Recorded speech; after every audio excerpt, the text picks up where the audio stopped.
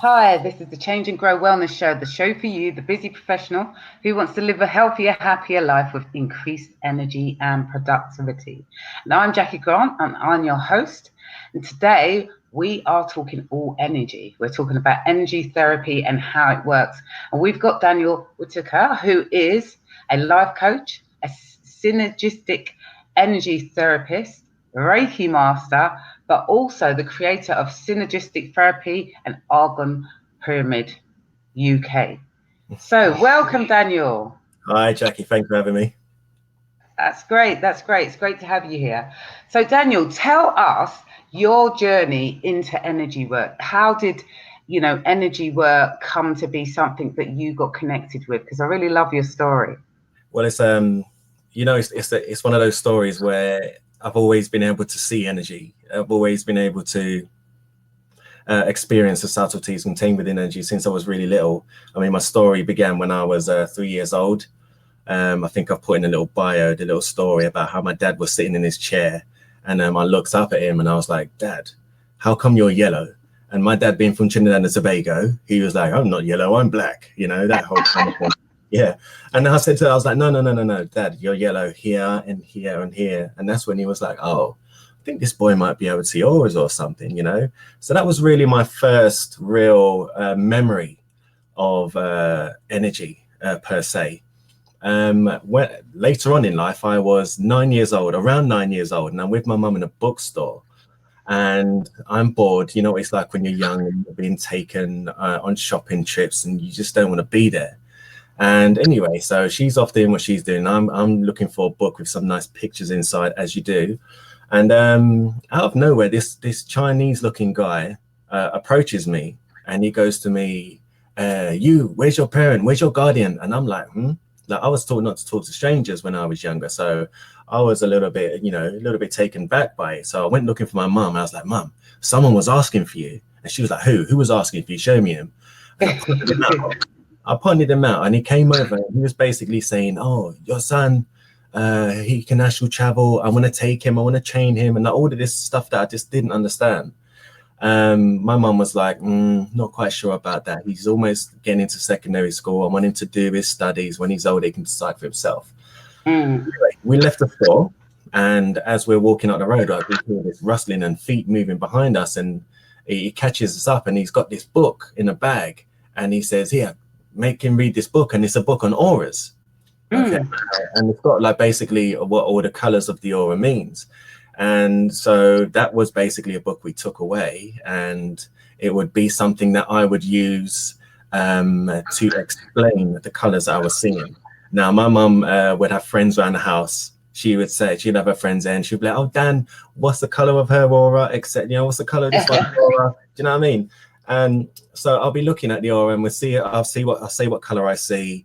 And then they'll look in the book and they'll be like, "Oh my gosh, it's so true," like all of that stuff. And I never really knew at that point what I was seeing was actually real or not, because although people were getting the benefit and actually it was actually aligning with what it was saying in the book, I never really knew for sure until one day, one of her friends come round. It was a summer's day. I remember it clearly. And by this time, I'm like 13, 14. And it was a summer's day. I remember she had a belly top on, right? And I always look for a bit of bare skin to look at when I'm checking the aura. I feel like at that time, clothes would sort of taint the energy that I was looking at. So I'd look at a bit of bare skin with the clear background. Yeah. And this day I decided to look at her side, just because it was just a part of the body that I chose. And when I looked, for the first time, I'd seen the color black. And I was like, I was to say, because before it was all these lovely oranges and greens and yellows and all this stuff, but now I'm looking at something and seeing black. Anyway, I looked again and it was black, so I was like, I'm seeing black. And then looked at the book, and it said that it basically relates to some sort of physical disease or malfunction within the physical. And it just so happened that very day she had got back from the hospital and she had got really bad liver results. And that was the first time I was like, there is actually something to this. So leading on from that, I kind of stepped away from it. ended up being the human, you know what I mean, the Dan, going to secondary school, going college, going to work, all of that. And then eventually I had left my job I was in the home office, and studied life coaching, because I thought that was going to be my progression as an adult. So I've just got my 5-year-old coming to the room. I can see him. So I left and became studied life coach and qualified in that, thinking that this was going to be my path. But what that did instead is it enabled me to understand the patterns that I was seeing around the head when people were talking. Now, what would generally happen is when people talk and get excited or passionate about what they're saying or what they're talking about, you would see these different shapes, colors, and textures fly out from their head. And at first, it was just like it's almost like in the cartoons, you know, when a cartoon character bumps their head and they start singing. Yeah. You know, it's literally like that. Honestly, there's different shapes and things that fly off the head in different ways and shapes and forms.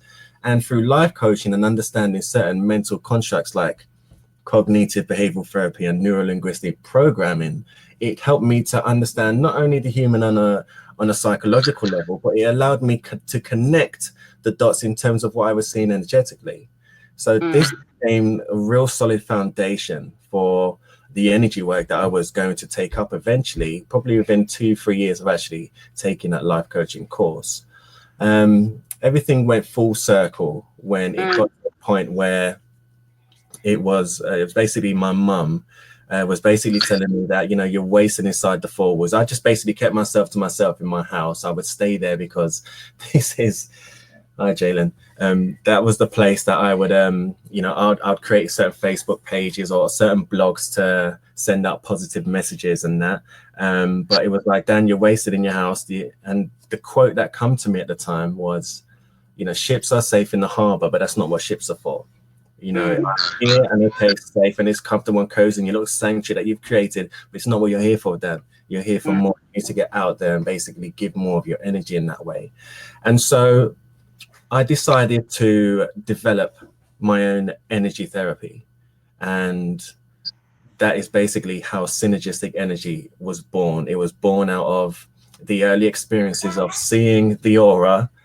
It was born out of the early experiences of coming across certain people who saw something in me and give me the confidence already. What it is, planted the seed and said to me, there's something there that I could work with and work on and develop over time.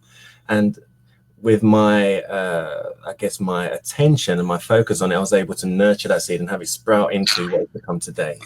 So that is the long way, I guess, or explaining things of how synergistic energy come into being. There's a lot more, but of course it's a short show and we don't want to take up too much time, but with that now, do we? All right, Daniel, it's really good that like both your mom and dad were really open to it, really lucky.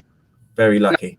If I said that to my dad, I'm sure I wouldn't have had the same response.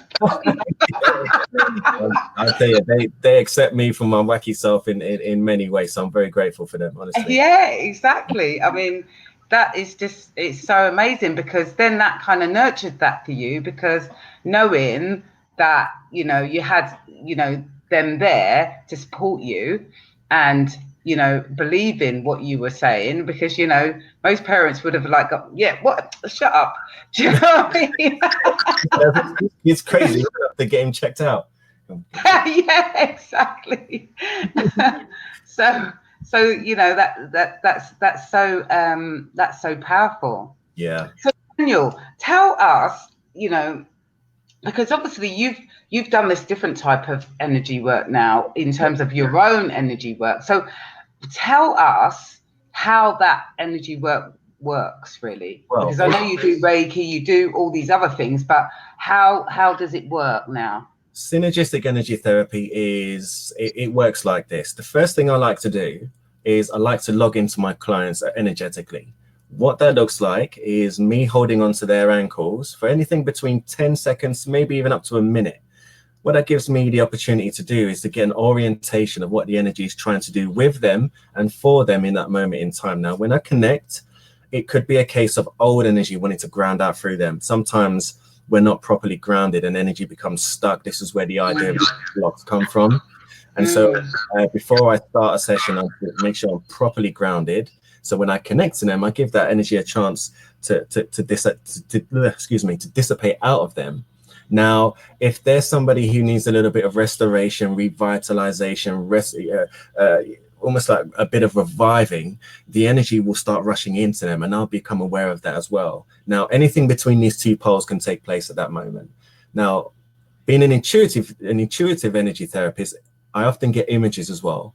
So whilst I'm connected to them, I'm getting a feeling of the orientation of the energy, whether energy wants to flow out, whether energy wants to flow in. And I often get these weird images that come with them. Now, I want all my clients, and if you've worked with me before, you know what I'm talking about. I get crazy images, right? My higher self guides and helpers have got a sense of humor, clearly, because what they give me is just, it's just insane images. But once I work with those images, couple it with the sensory feedback that I'm getting whilst connected to them, we work through it and we get the message. And the message, more often than not, it sits, and we end up either laughing about it, or we find the sense that, and the wisdom that's contained within it. Following on from that, I perform something called a chakra reading and balance. Now, some may be aware that each chakra represents a different psychological function. Okay, so for example, the root chakra is related to grounding and survival. If I'm scanning the root chakra and I'm sensing the energy to be really big and bulgy, which suggests that the chakra is overactive, that would suggest on a psychological level that we don't necessarily feel safe in this world. And what it's actually doing is activating the fight, flight, or freeze mechanism. And in this case, because the energy is very big and bulgy, it suggests that we're activating the fight, because we've got this energy on standby. It's really big, and it's basically saying, are you looking to offend my sovereignty in this world? Are you threatening my safety? So we explore that on a mental level, and it's important to do that, and I'll tell you why. In my opinion, of course. Now, we're tripart beings, that being mind, body, and soul. Now, the body, when cut or damaged in any way, has its own intelligence and heals itself. The soul is pretty much pristine in its nature, but the mind is a noisy know-it-all that loves to get in the way of our own well-being, shall we say. So if we can clean up the energy system, if we can give the body the food that it needs to heal itself, but the mind is constantly telling itself that I'm a loser, I'm not worthy, stress and all the rest of it, then holistic healing can never take place. And this is why the chakra reading and balance aspect of the synergistic energy therapy is very important, because it gives the client a chance to become conscious of certain psychological aspects of themselves that might be operating in an unconscious way. Okay, so by working through each of the chakras, we give ourselves the chance to explore what's happening on an energetic level, and we get to talk about what it suggests on a psychological level. And suggest is the key word here. Okay, following on from that, I work on the auric layers. This is basically where my hands come off of the client and I begin scanning the auric layers, just to make sure that I've cleaned up all of the energy or all of the auric debris that potentially gets left behind. There are certain cases where I'm unable to fully open, balance, and clear out certain chakras. And in those cases, I'm often given the term evolutionary content. And basically what that means is that if I was actually able to go into that chakra, completely clean it up, and balance it out, I would remove the opportunity for the client to actually experience what that whole dynamic is actually there for, which is to teach them, which is to help them to learn, grow, and evolve in a holistic way. That the experience that the whole dynamic that they're involved in is there to help teach them on a soul level, which is there to feed into their soul, which ultimately helps them become more complete as an energetic being. But again, that is something that we discuss at the end of each session. The final thing I do is I round them out through the ankles, or I connect to them at the ankles again, just to get a final orientation. Are we in unison? Are we in balance? Or is there still more need for energy to go in? Or is there old energy still trying to go? And all of this information obviously gets included in the final summary. So that's basically what synergistic energy is all about. It's about making sure there's robust grounding in place, because that's often the problem with people. We don't ground out old energies, they become stuck within us. To balance out each of the chakras, which gives us an opportunity to explore certain psychological concepts that might be taking place in their day-to-day lives. and finally cleaning the outside of the aura just to leave them with that glow and that shine and robustness to deal with the day-to-day heaviness and denseness that can be this earthly experience. Lots of words, I'm sorry. All good, Daniel. It's all good. So, Daniel, tell us of the real benefits of having this therapy. Well, basically, energy is just like water, and water that doesn't flow becomes stagnant, and stagnant water ultimately becomes inedible. You wouldn't want to put that into the body. It is said, and I totally believe and align with the idea, that all physical manifestations of any sort of disease begin and originate in an energetic form. So energy therapy gives you an opportunity to address an issue before it becomes a physical case. Now, life is perfectly set up to bring our attention to these things before they actually get to the physical state. But we don't listen very well. I'm guilty of the same thing. Sometimes we don't listen very well. We don't pay attention to what life is actually trying to bring to our attention. And it's normally in the form of various levels of discomfort. Okay, so by having an energy therapy session, we get to treat the actual root of the problem. Sometimes it's linked to certain mental or psychological states. But even so, thought is energy. And if you're able to address the energetic connection between certain thought forms, then again, you're creating an environment which assists the overall well-being of the person. Okay. So, and what type of things do people come to find out maybe stuck or maybe, an issue for them? Well, oftentimes, and this is what I tell to a lot of people, like the human is a weird creature. I mean, for many reasons, obviously, but one of the reasons that we're really strange is that we go through life and we experience things like pain and we experience grief and these heavy feelings that we don't necessarily want to hold on to. And on an unconscious level, we ask ourselves, where should I keep these things? Now, if we was conscious about it, if we thought about it properly, we'll probably say, I'm going to keep you way over there. I'm going to keep you way over there. But sometimes we don't do it. Often we don't do that. Instead, we take our eye off the ball and we just go, and we shove it right in the heart chakra and mosey on through life. Now, it's not until later on at some point that we begin to experience the drawbacks that this whole dynamic creates. And ultimately, in that scenario, we end up, it starts to affect the way that we express love and also receive love as well. Now, this stuff can become a little bit sticky as well, especially if we don't integrate the ideas and lessons associated with the pain and grief in the first place. And so, obviously, by addressing those things on an energetic level, what it does is if you've got a scenario that often triggers that aspect of your being and makes you withdraw in life, an energy therapy session will remove that automatic reaction. It maybe not completely, but it will create this space.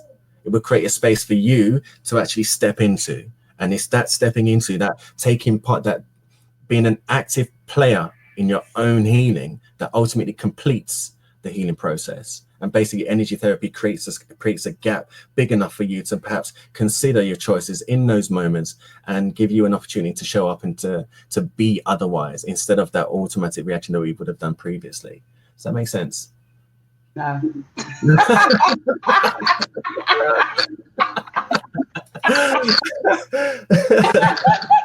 I'm like, right, okay, so you answered my question. Like, really, I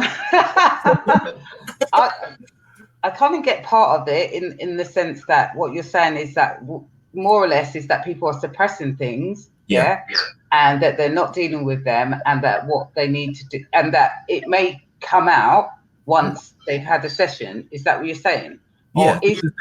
Here's the thing: we remove the basically when we have self-defeating ideas or we have a scenario where we're feeling stressed out, for example.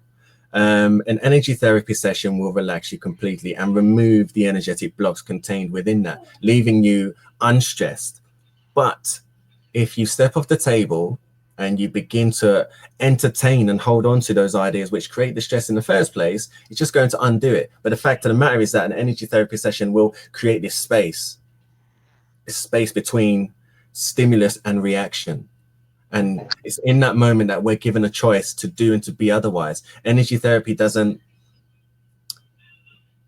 the most important part of any type of healing is the client's participation.